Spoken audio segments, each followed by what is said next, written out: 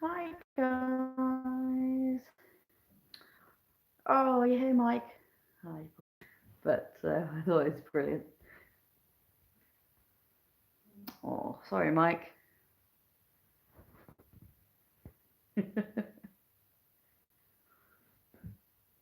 Oh dear. It's been one of those months. I just thought I haven't done a live for ages, have I? Proper, just sit down and chat. Mari's vegetables. It's gone there. It's good. Oh, sorry. Ooh. It's midnight here. Hi Tracy, how are you? Where are you joining from this evening? I am useless at remembering things for time. So, I have had an awful lot going on in the last few weeks. Um, I went away, I was away for 12 days. It was exhausting. Hi, Carol. Hi, Mike. Are you in Ohio? Glad you made it, Mike. How's your greenhouse?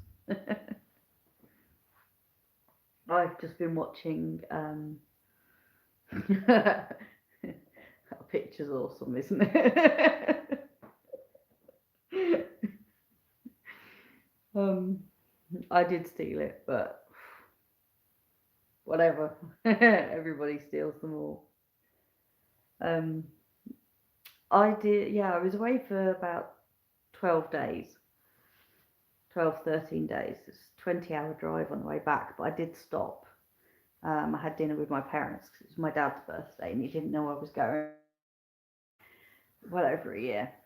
Um, and before that, I stopped to visit Jazz at Alternative Smallholding. That was a lot of fun. Making a late dinner. It was midnight here. Guess it's not that late. um, so I did have a lot of fun, but it was a 20-hour drive um, with those stops in between.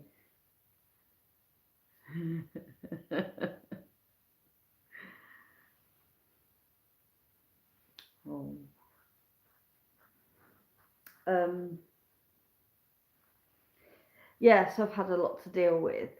Um, Obviously, when I was gone, we lost Pip, and then 2 days later, Teddy was found dead. Um, we did have a post mortem on Teddy, so we know what the problem was. It was something that could never have happened, or it could have wiped out every sheep. So everyone's been vaccinated against it, which will help, but it's not 100%, but it'll help. Doesn't change the fact that I lost a sheep. Yeah, thanks. It's not been good. We've got a little memorial. Do I have any light Sussex? No, I've got two buff Sussex, and I have one silky male. He's black,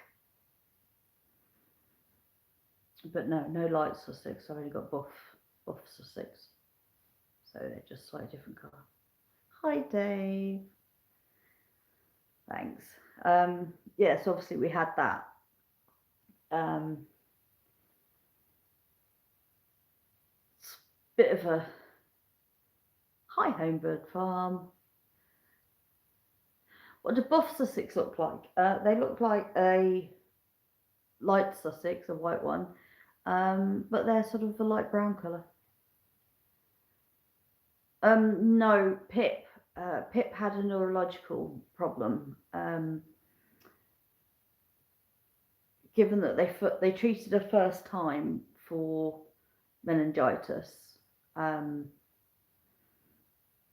which I didn't actually know that's what they were treating for. Up here, they do things a bit differently, the vets, to what I was used to down south, and I'll get onto that because that's yet another issue later on. Um, not with Pip, with the horse. And yeah, so they treated the first time for meningitis, but because it came back, they actually think that she had a neurological condition, which would have killed her sooner or later anyway. And the vet thinks that she had um, tiny little micro abscesses in her brain, and when one would burst, that's when she'd get really ill, and that's when she'd start having the seizures, and then we'd think we were getting her over an infection, but it wasn't. Well, it was an infection, but it wasn't. It was abscesses in the brain, which apparently is not uncommon in some sheep. So yeah, poor Asher had to deal with both of those himself. Teddy had a post-mortem out in the yard, and we had really, really hot weather, and it took the company a couple of days to pick him up. And you've probably never seen a sheep post-mortem, but basically they slice them from here all the way down, take everything out and look through everything, and then of course you don't stitch them back up again because they're going over here. You can't bury them. You have to just they get taken off and they all get incinerated.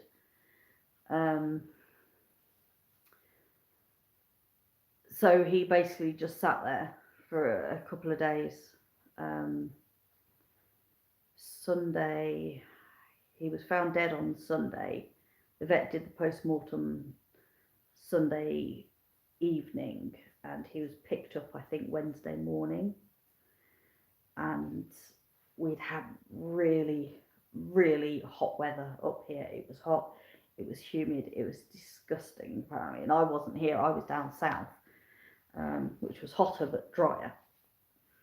And yeah, apparently you could just walking out the front door, you could smell it. And he was in the big 5-bay barn right at the far end of the yard, and the house is at the other end of the farmyard. So you've got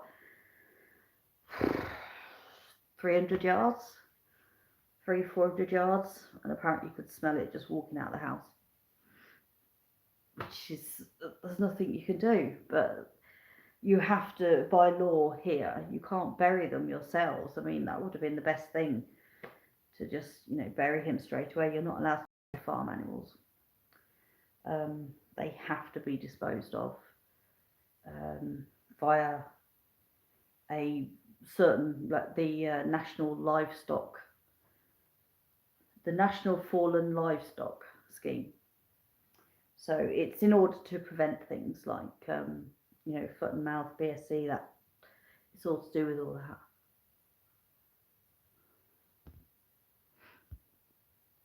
So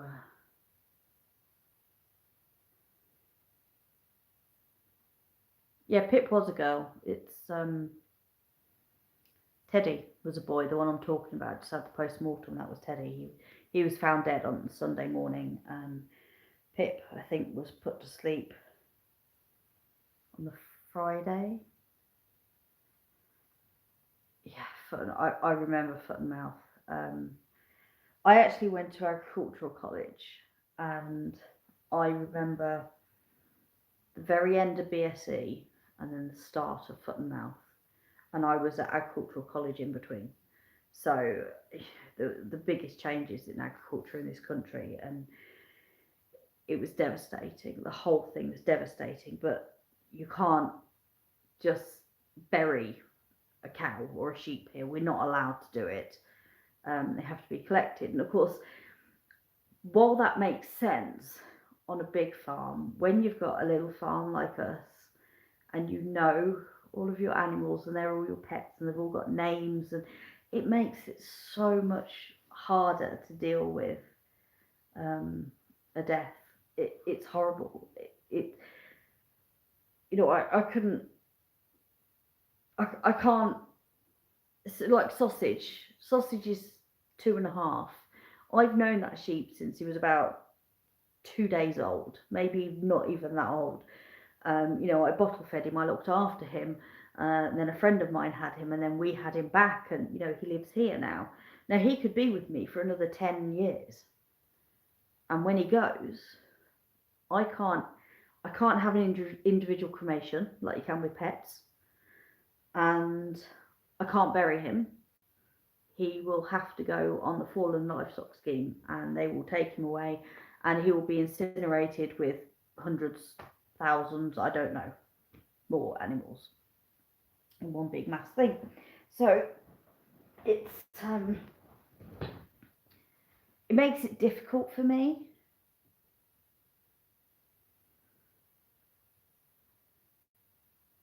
Yeah, a lot of people were made redundant by foot and mouth, and unfortunately, a lot of farmers killed themselves, and that's what I was dealing with friends.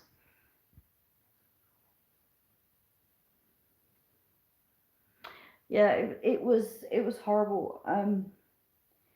Teddy, you see, when we first got Teddy, he was sort of quite. This was a scrawny little thing, and we thought we're never going to use him for breeding. We'll use Steve, and Steve, his brother, the black one, he was looked absolutely awesome as a lamb, amazing. But we only had them sheared a few weeks ago, and we were looking at Steve and Teddy, and actually Steve was an amazing lamb, but as an adult, Steve doesn't look that good. His shape, he's not what I'd have expected. Whereas Teddy, he was big and strong and like poof, boff, ha, kind of thing. And Teddy was absolutely breeding quality. And so we'd actually changed our plans as to who we were going to use for breeding. I hadn't even considered Teddy until we were having a really good look at him after he'd been shorn. So, gone. How do we prevent maggots on sheep? You can't. You can't. We have this thing that you may have seen some previous photos or videos where they'll have like a light pink stripe down their back, and that's something called click. And in theory, that stops flies, stops maggots. But I've been warned by several farmers now this year that that's doing nothing. It might be helping a few, but it's not stopping fly strike, so maggots. It's not stopping it anymore. You can do things. Oh, did anybody else lose me? I'm still here for everyone else. Maggots. It's gone midnight. I'm talking about maggots. It's fine. I'll answer any questions when I know what I know about. Did anybody else lose me? Hi, Gavin. That's good. Yeah, so another thing you can do, you've probably seen these like quite evil looking shears, like scissor type things. They're massive, big. I'll do a video about them one day because they're quite funny. They're called dagging shears. And what dagging is, Dagging, what dagging shears are normally used for now. They used to be used for cutting the fleece off. You can still use them if you want hand shear. But the dagging shears, you're cleaning around the back end of the sheep. So if they get muck, you'll see quite a few of them have dirty bums, and with these dagging shears, you take off all the fleece, like around either side of the tail, under the tail. That then means that the flies don't have a good place to lay any eggs, so you don't get the maggots. However, a lot of sheep get maggots up on their backs, not around the bum. And I don't know how to stop that, because as I said, we always used to use, well, I have used this year, I've used that click, which is twice as expensive as the old ones, the other one, but supposedly lasts twice as long. And I've been warned by several of them now that it's just not working this year.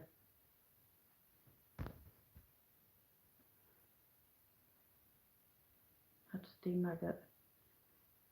Maybe you'll sell them. Don't blame you. Yeah, chickens are easier, cows are easier, sheep constantly try and kill themselves. If any of you have heard me talking about Irn-Bru, that's it. Hi, is it Turid? Turid? Hopefully I pronounced that right. From Norway. What part of Norway are you in? I have Benny L joins us from Norway every now and then. I think he's in Norway. And I have a friend in Norway, Kirsty. I think she's in Oslo at the moment. She lived all over the world. Glamorous life. Yeah, so there you go. Mike, have you tried the Irn-Bru sausages? That's the new one. Apparently they are the best hangover cure in the world. So I will I'll get some and try some and review them on my channel. I don't know. I don't generally have hangover because I don't drink very often. But never mind. Worth a go, eh? Any more questions? At the moment, I'm half expecting my lamb Chunk to come down with fly strike with birds. Because thanks, Mike. I've really quite tired at the moment. Because Chunk, he's got, I don't know what plant it is, but there's one plant that's in one particular area, and he loves this plant, but it's just through the fence, and it's fence that's mesh about that big, and maybe a bit bigger. And he pushes his head through, and he actually ended up with an open sore on the back of his neck from that. So we got hold of him, cleaned it up, sprayed it, medicated. Nothing more I can do. So I'm kind of half expecting him to come down with maggots. And it's in such a bad place that would not be good. That would not be a good thing. But I'm keeping an eye on him every day and doing what I can. It's looking better. We shall see. Any questions, anybody? About sheep, goats, chickens, geese, guinea pigs? What else have I got? Turkeys. I've got turkeys. I have 3 live turkeys now, Norfolk Bronze. 1 male, 2 female. I also have, of course, the golden pheasants. And if you have not seen my posts of photos of the golden pheasant, you need to go and have a look on the community tab. Have a look at the photo of the male golden pheasant, because he's just stunning. He's finally got all of his adult colours, and he's amazing. He has green, blue, yellow, red, orange, white, black. Oh, he's just stunning, lad. So many colours, so bright, he's so lovely. Really, really happy how he's turned out. I was really worried I'd actually just bought expensive normal pheasants. I honestly thought for a while that he was not a golden pheasant. But it turns out he is, which is good. So, yeah, if you've not seen the golden pheasants, go and have a look. I even did a video, I think, a few days ago about him. About a week ago now, when I got back from Sussex. So, yes, while I was away, what was I doing? I went to visit a friend who got knocked over by her Mastiff dog. She has 3 dogs, one teeny tiny little French Bulldog cross boxer. That's a rescue. He's her latest. He's really, really nervous about people, really worried about people and life in general. But he'll come round. She then has this Canet Corso. How much space do chickens have? Can't have them free range. Lots of tractors. I have tractors. I have cars coming in and out all the time, and mine free range. But how much space? I personally do not like the John Deere. Great Fergie. You've got a farm shop there as well. Yeah, you probably would end up being killed, unfortunately. I don't like the little hutches that have like a little bit of outdoor space for them, because I don't think it's enough. I mean, chickens, they'll get bored. They're social creatures. They like getting around. They like scratching up the ground. I remember where I used to live, they made a pen which was 8 foot by 6 foot, and they said it was big enough that it wasn't going to get muddy. Now it probably wouldn't if they'd have stuck to the initial 4 chickens, but they ended up with 18 chickens, and 8 chickens, it got muddy from 8 chickens, and that's 6 foot by 8 foot. And then once it's muddy, the grass won't grow back. Depends if you want grass or not.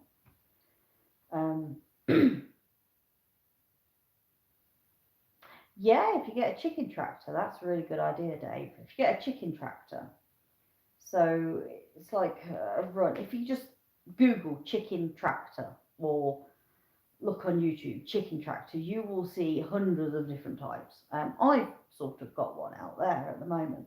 I could probably do a video on that soon. And you can then move it around every couple of days or however you need to move it around from bits of grass, one bit of grass to another bit of grass. 10 foot by 30 foot with 11 hens. That sounds quite a good size. That'd be good enough. Have you got like perches and things that they can get up on? I mean, the thing you can do is you can put platforms in there. You could just put like a stool or a little table, a little table about that big. Just put that in there.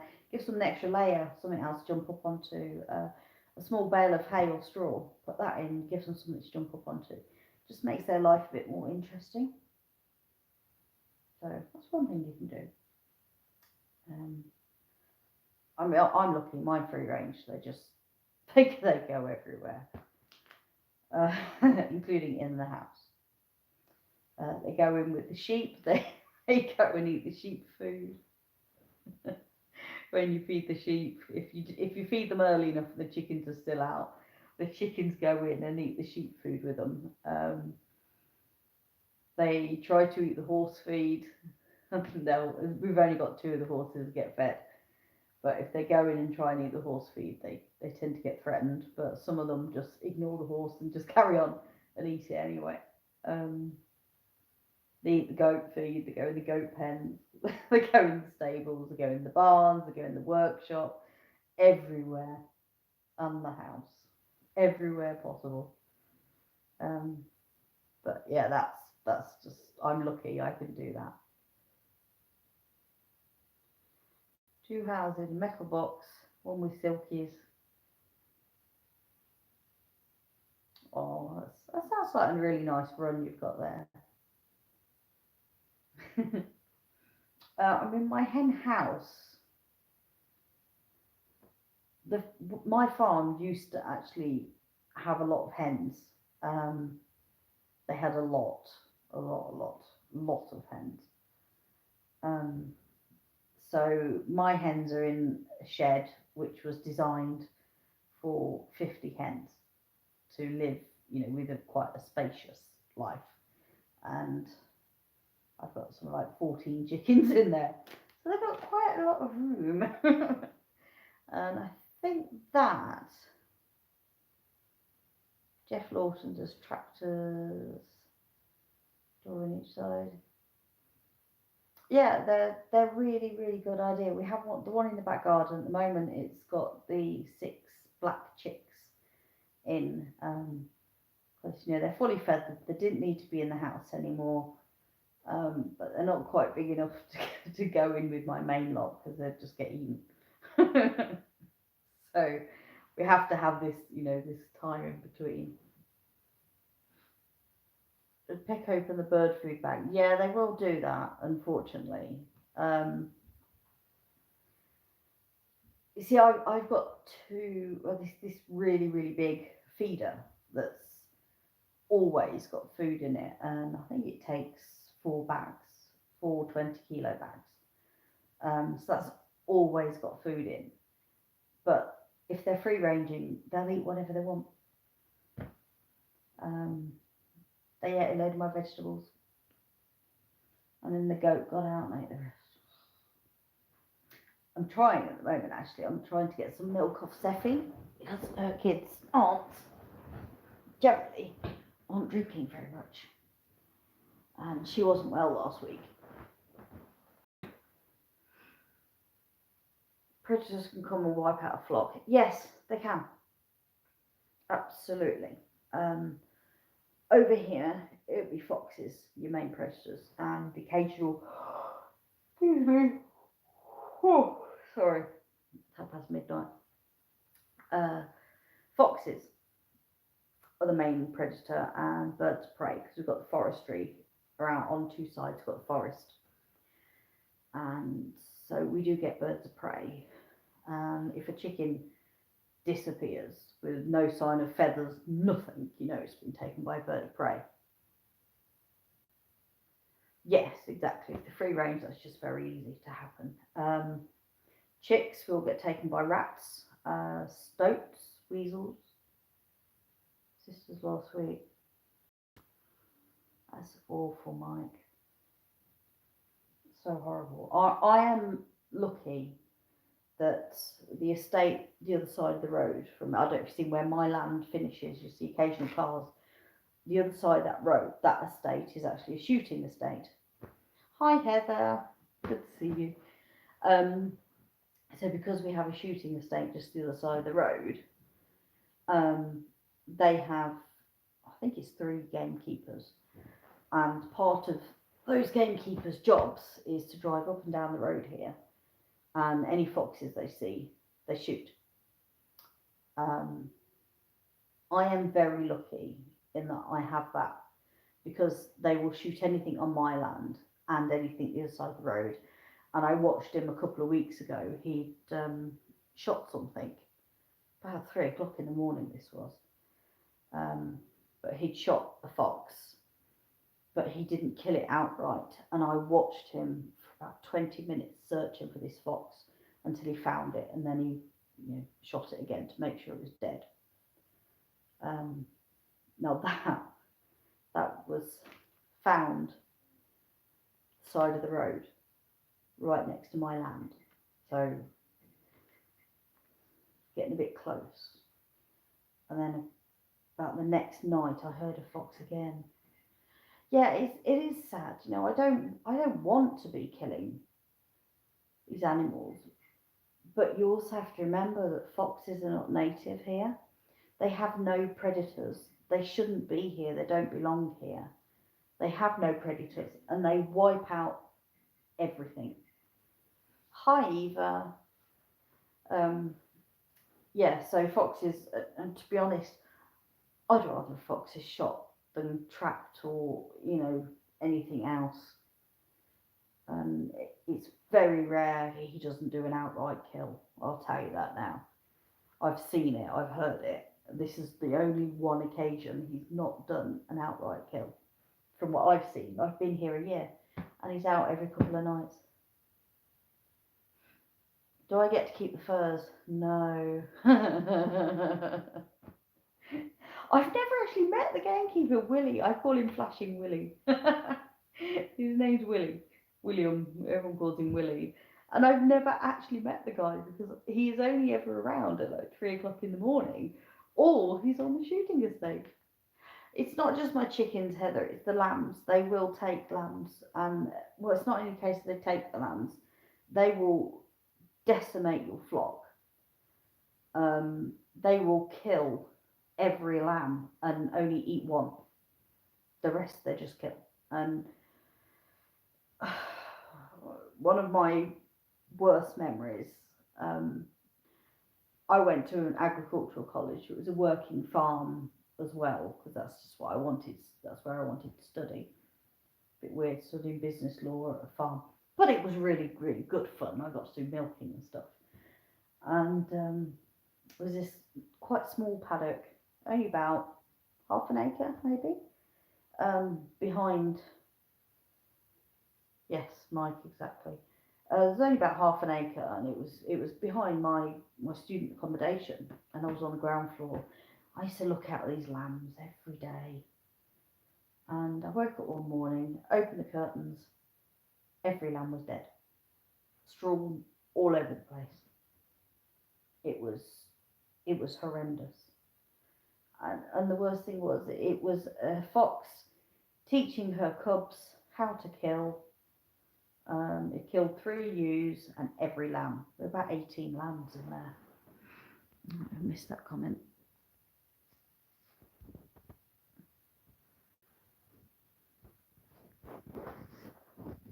Toads that have to be killed. Well, that's really weird. See, to us that's quite weird because here toads are harmless. We have to build tunnels under roads because they just all get squashed and therefore they die. They all die off. So yeah, that's, see, to a British person that sounds really weird. We have to kill them. Absolutely, a lot of humans hunting is for sport. I have no problem whatsoever with people hunting to eat. I have no problem with that at all. I would much rather somebody goes out, takes out one deer, feeds his family, and uses every bit of that. Oh, cane toads. That must be quite moving to watch and fascinating and disturbing at the same time.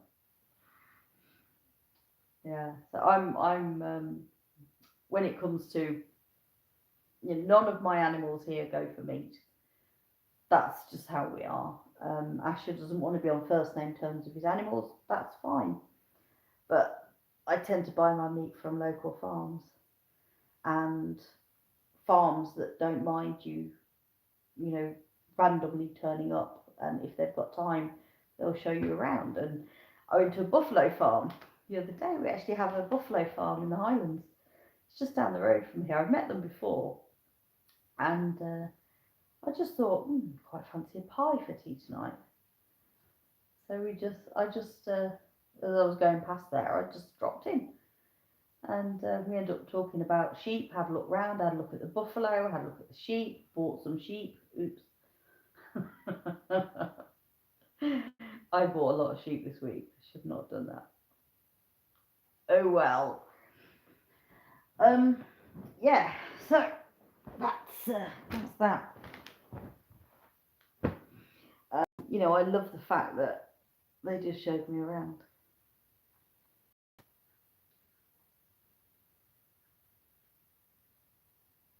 That's weird. Yeah, Mike, I agree. My terriers, one of them once tried to eat a frog, and the frog screamed at them, and he spat it out. And then he tried to eat it again, and the frog screamed, and he spat it out again. And I ran to the back door just to see this dog go throwing his frog out, and then toad or frog, I don't know, and then trying to eat it again. It was quite funny. I actually love frogs, by the way. I love frogs and toads. I think it's one of the first animals I ever brought back to my parents was, "There's a frog, it's injured, we need to fix it." And my parents were like, "It's a frog." Didn't matter. Yeah, screaming frogs. They're not fun, are they? Oh, oh dear. Alright, Tribble. I'm being glared at by a cat. It's funny. Very funny lad. Any questions, anybody? Jen is doing well. Seffi has got better. One of the kids tonight is very quiet, but I took her temperature and it's fine. So, oh, sorry.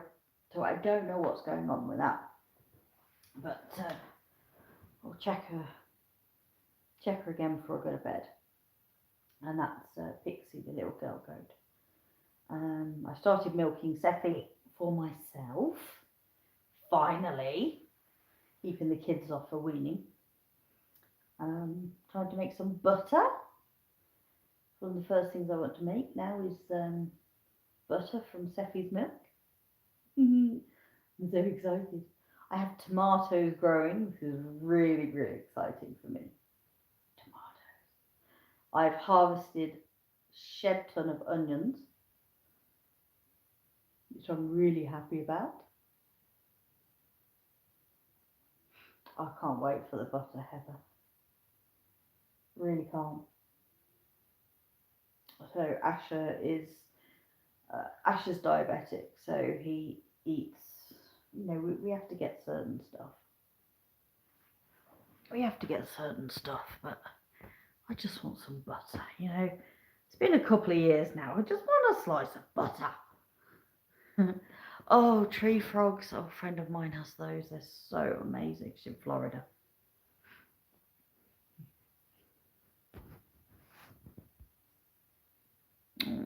Rescue dogs are the best. Rescue is the best breed. Your collie is petrified of your Silky.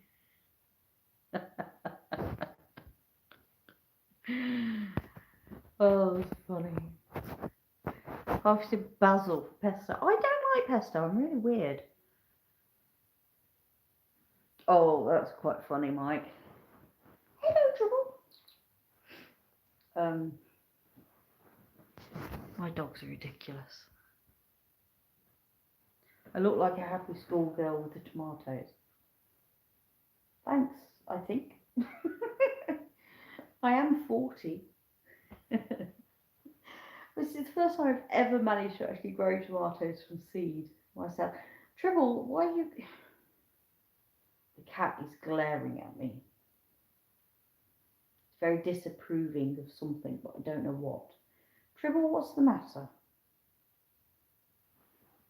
Let me show you, Tribble. Hold on here for a moment.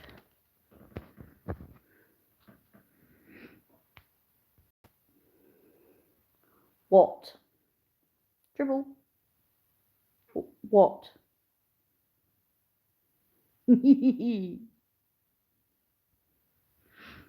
Oh no! It's horrible having bugs attack your veg. Well, I suppose it's better than having a massive great goat attack your veg, because that's what I have. Billy, when I harvested the onions, I think he always looks like that now. He's old and grumpy. When I harvested the onions, I found a purple kale plant. I was so excited. I was so excited because Billy killed my other kale, and I didn't think I had any left. And I found it in between all the onions. Oh, good night, Mike. Thanks for joining. Thank you.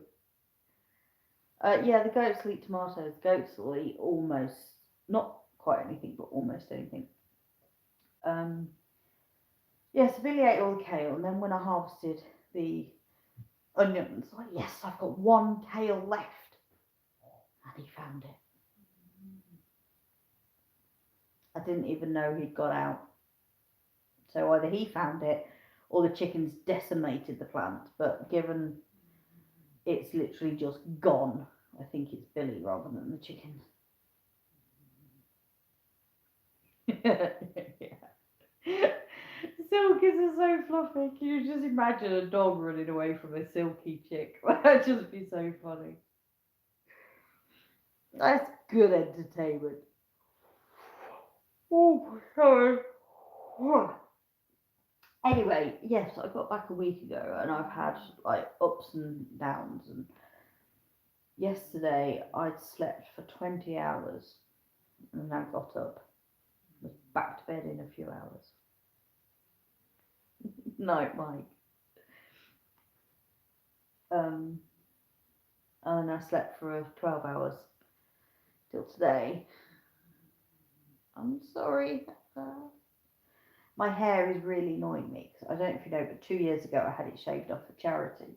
My hair was literally down to my bum, really, really long. And it was blue or blue green. And this is as long as it's got in ooh, 2.5 years, August. Oh, nearly 3 years. This is as far as it's got because when you're fibromyalgia, one thing that it can affect is your hair.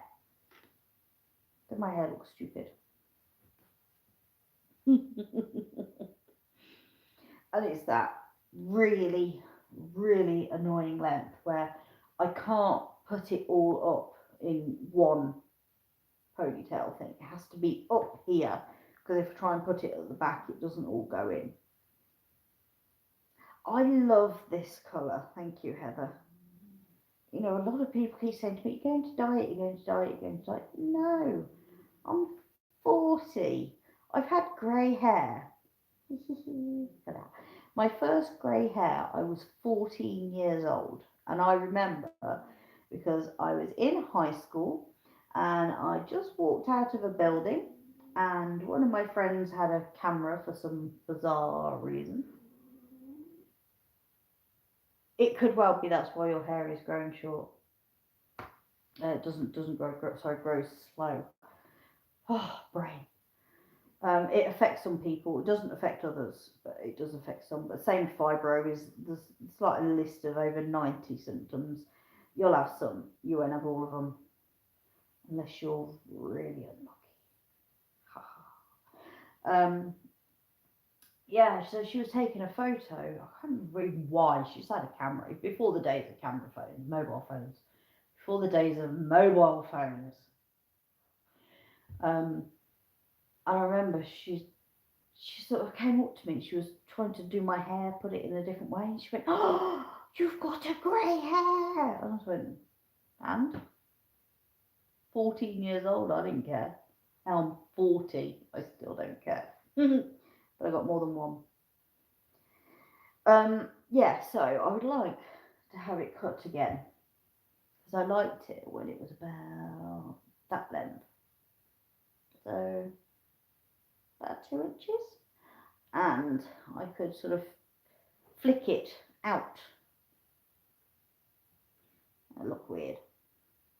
But anyway, I really did like that. But I'm really, really, really ridiculous about who gets cut my hair. Now, this is because, who does anything to my hair.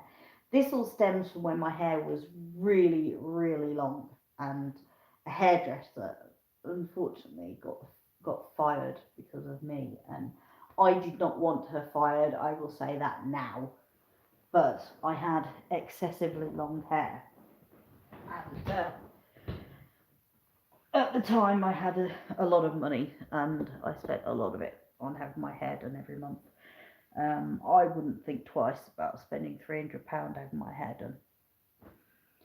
And my hairdresser was amazing. Cause more than you. Have you read? Thanks. My hairdresser was amazing, and I'd always said I don't mind trainees, getting to know how to deal with really, really, really long hair because they just don't at college.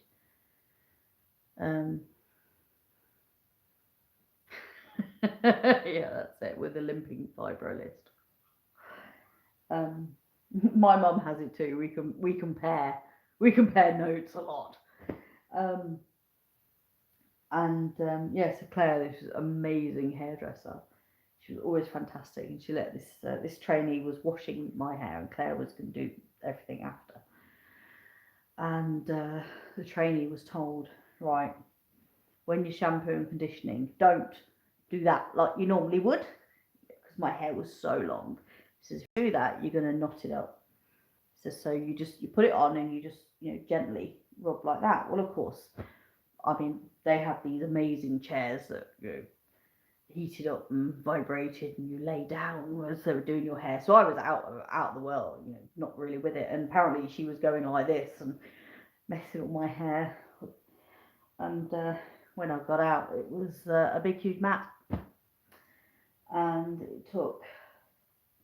I had between 3 and 4 hairdressers, one coming and going and everything. And it took them an hour and 45 minutes between 3 of them, sometimes 4 of them, to comb my hair out from the massive mat that it had become, because this girl didn't listen. And I said, look, don't, she's going to learn. She's going to learn from that. She'll never do that again. But they fired her. So, but apparently she'd done a few other things wrong, and she was already on the final warning of, just because she wasn't listening. And it's one of those things of, I don't know if she wasn't taking it in or if she just thought she knew better. But anyway, she got fired, and to this day, you're talking 10 years on now, I still feel bad about it. But I'd like my old hairdresser Claire to do my hair again. She's never seen me with short hair. And I went in one time actually and asked her to cut my hair off. And she refused. She says no. She says the only reason you're coming in and asking that, especially when your hair is as long as mine was, is because there's something going on in your life that you're not happy about, and you just want to do something that you can control. And cutting your hair off is something you can control. She says, go away. In 1 week's time, she says, I'll book you an appointment. If you still want it cut in 1 week, I will cut it for you. And you know what? I phoned her back like the next day. I said, cancel it, I don't want it cut. She was right. So she doesn't even know I've done this. She has no idea that I've done this. So, because I don't see her very often, obviously, because she's over 600 miles south of where I live now. So when I'm down there next, I'm hoping to go in and have Claire do something to my hair, or just have her cut it and style it a bit, No. But yeah, she was right. It is. It's just you feel like you need to do something, and you need to control something, and you just, when your life is spiraling out of control, you go for something that you can do. You should cut your hair during times like that. Yep. Exactly.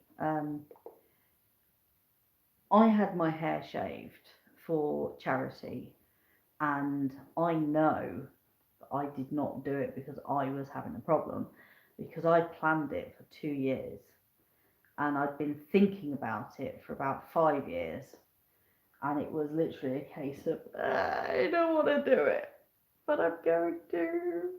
So I did. And I'm glad I did. I really am glad I did it. We raised a lot of money between a few of us that did it. We raised a lot of money. And I actually like having short hair. It's too long now for me. It is. That doesn't look too bad. It makes me look my age. I'm not ready to be frumpy. That's not too bad. I used to have a fringe. It was really, really fine fringe. What do you call bangs in America? I call them a fringe here. But that's my fringe now. So yeah, there you go. You're still there, Dave. I'm sorry we're talking about hair. Well, I'm talking about hair, not really anyone else. Yeah, another thing that actually happened when I was away, I don't know if any of you remember, but in February, my mum had a brain aneurysm, and she was actually due to fly out on an aeroplane on holiday. Do the shave, it's brilliant, but do it near winter so you've got an excuse to wear a silly hat. Yeah, so my mum had a brain aneurysm, and that's why she didn't come up for my 40th birthday. Because it was about 10 days before my birthday, and she spent a week in hospital. Now they did scans and they discharged her and told her to get the scan results from her GP. Now this, as said, was February. They lost the scans. They lost her file. Now, to make matters worse, my mom works in a neurological trauma unit. So my mom works somewhere that she knows if you lose a scan, it can literally be a life or death thing.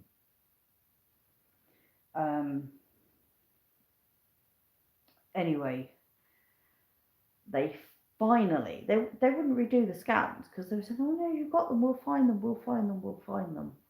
They eventually found them, and she had an appointment last Wednesday, and I met up with them Wednesday evening. And the results of the scans were actually that there was something there that needs investigating urgently. And this was February, and she got the results on the 31st of July. So that's not good. My mum has fibromyalgia. She's gone through all of the medication, come out the other end. You know, they've all stopped working now. She's now on to injections into her nerves and things, injections into her spine and all that sort of stuff. She also has osteoarthritis, which she has it in her spine and her feet and her hands. So she has pain from that as well. And now she has something going on in her head, and the doctor didn't want to speculate, but the doctor was trying to get her in urgently to have scans. Now over here, urgent is within 3 to 4 weeks. So our healthcare may be free, and it is amazing. Well, it's not free, you're paying it for it in your taxes. It is amazing. Our free healthcare is absolutely amazing. At the same time, you have people die of things just because they've been waiting, and there's too much of a waiting list. Just about to say too much of a shopping list. Too much of a waiting list. So I don't actually know when my mum's scan is. So yeah, how about that? Worrying about that as well. So yeah, and then on top of that, one of the barns flooded yesterday, and it's still flooded today. In fact, it's worse today. We've moved the boy sheep, the tops. The breeding sheep, they've all been moved because they were in that barn. Well, they weren't just in the barn, they had outside and came in for their food and water. So they've now got much more space, and because the weather is still supposed to be really bad, and there's one part of the barn that is not flooded, they still have access to the barn.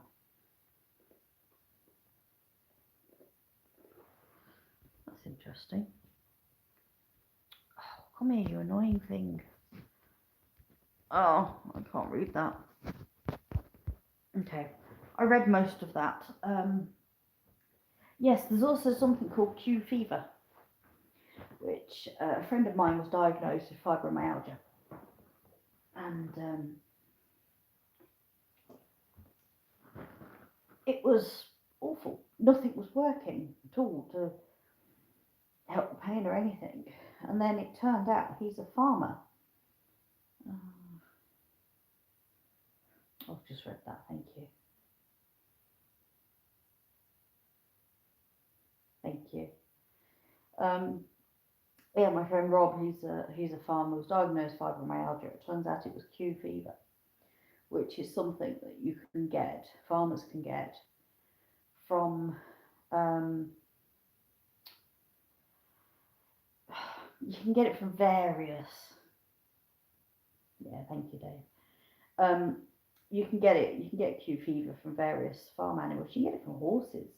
I think you can actually get it from small animals like dogs as well, dogs and cats. But what he got it from was he remembers it really clearly. He had a tiny little cut on his hand, like mine. I've got this little graze thing there and one there. They're from midge bites. Um, and he had a cow that was struggling to have a calf, and he put his hand in, grabbed the calf and pulled it out. His hand was in there for probably only about 10 seconds. But because he was dealing with the calf and making sure mom and the calf were okay, he didn't wash his hands for probably about, I don't know, 10, 15 minutes. And in that time, whatever the Q fever, I don't know, bacteria, whatever it is, had actually gone into his bloodstream because he had that tiny, tiny little cut. And it was a tiny little paper cut. But it was in his system. Thank you, Heather.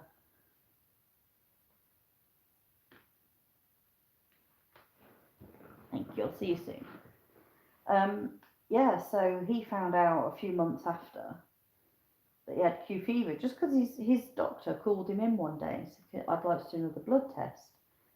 And I think she'd either just seen something about it or read something about it, about Q fever, and she had to think about it. And she said to him, can you come in and want to see what this is? And she wanted to rule it out to make sure it wasn't. And you know what it was? It was Q fever. So instead of him now being down the forever line of fibromyalgia, he had 6 months of antibiotics and he's now cured. And so he no longer has the fatigue, he no longer has the pains and everything that comes with fibromyalgia. He's like a completely different person. And that's something that mimics fibromyalgia. But if you don't know that somebody is a farmer and somebody's been sticking their hands inside cows and sheep and horses and all, which I've done for years, if you don't know that somebody's doing that, and you don't know about Q fever, and you don't get tested for Q fever, you could be labelled as fibromyalgia and have the rest of your life destroyed by it, when it actually is something that can be cured by antibiotics. I mean, it's 4 to 6 months of antibiotics, but it's still 4 to 6 months, not 40 to 60 years of pain. So yeah, there are things that mimic fibromyalgia. A friend of mine has something which mimics fibromyalgia. It's not fibromyalgia, but it mimics it. So yeah, weird things happen in this world. I mean, I was thinking about it in the spring when I had my hand inside one of the sheep. I was trying to reposition a lamb, and my brain just went, oh, you need testing for Q fever now. But my friend also had to have his entire herd medicated for it. And the funny thing is that Q fever is not something that is a notifiable disease. It's not something that affects the animal at all. The only reason he's had to have his cows medicated for it was so they don't pass it back on to him. And you can have 1,000 cows with it and it never affect a person because it's not got into the bloodstream, because it is things like putting your hands inside them that causes it. It's sort of fluids draining. And so when you're dealing with I've had my hands inside horses moving foals around, to try and get them out. I've done all of that, and it's entirely possible I could have had that. How long was the fee? Share access. Oh, I've been tested. Yeah, I've been tested. It's not like mine's definitely fibromyalgia. It can just stay in your body forever. If you don't know you've got it, if your doctor doesn't know to test for it, and you don't know you've got it, then it's there forever. That's it. Weird stuff. Right, guys, I've been on here for an hour. It's 1 o'clock and I really need to get some sleep. So I'm going to go. But thank you to all you hard nuts who are still here. Haha, good for you. And I'll try and do another one of these again because I miss just chatting to you guys about random stuff. Sorry about that noise. It's my hairbrush. Oh, the last Monday, I think it is, which is Saturday, of January is Bubble Wrap Appreciation Day. Got a while, I'll tell you about it closer. Metabolic test fibro. Should be out in 5 years. That'd be good. That'd be really, really good. It'd be interesting to see actually how many people they then re-diagnose as not having fibro. That'd be really interesting. Right, guys, I'm going to go because 1 a.m. and I really need to get some sleep. We've done so much on the farm today. I will speak to you all again soon. Thank you so much for joining me and letting me just ramble there. Good night, everybody. Bye. It's not working.